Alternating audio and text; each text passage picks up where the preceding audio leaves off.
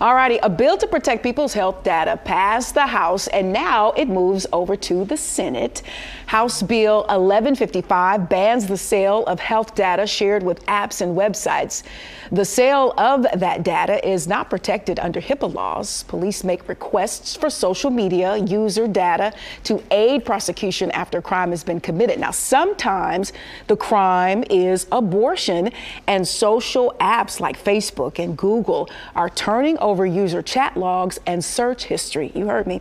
Now, through data collected by online pharmacies, social media posts and users' data requests from law enforcement for messages and search logs, cases for prosecution can be built against women for seeking an abortion, and records of it has been happening since Roe was overturned. Roe versus Wade was overturned. This is absolutely alarming, and our soulmates should be beside themselves that this is happening. You know, this is a fairly common practice, and you know, we really need Congress to come through and act on this, right? The fact that, you know, just routine Google searches that we do, you know, on a whole range of things related to, you know, our health and wellness, the fact that these social media companies, you know, can very easily turn them over to law enforcement, you know, that can misinterpret and cherry pick things, you know, and put that in cases before a court of law. That should be alarming to folks. So I mean, this is about our fundamental right to privacy,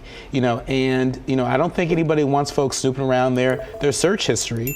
And being able to take that information into a court of law. But when we enter into social media, is that something that we sort of kind of sacrifice and give up? I mean, aspects of that. You're on these social platforms. You know, with these companies and government agencies and organizations, you know they've been tracking us. I mean, you can Google search a pen to try to find the best pen, and all of a sudden, you know, in your searches, you're getting, you know, advertisements about the best, you know, ink pen in the world. So you know that this tracking has been ongoing. Even if you click no, don't track me, I'm not allowing it. And so at what point do you just become more conscious and aware, maybe pull up a little bit, or understand that when you search certain things, unfortunately, it can come back to haunt you? Yeah, I think you just have to stay conscious, because they are going to continue to do what they've been doing. I don't think we want to live in a country where our right to privacy is eroded. And to me, if Congress doesn't act on this, that's exactly what's going to happen.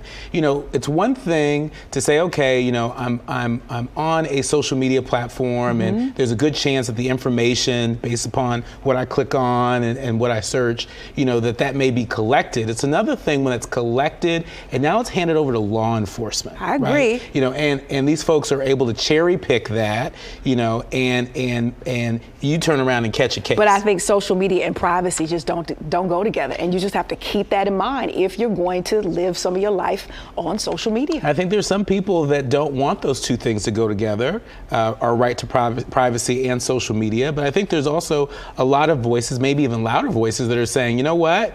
We do want to have our social media, and we want to have our right to privacy. And so we'll see what ends up in this bill and what's ultimately signed into law. I don't know if you can have it both ways.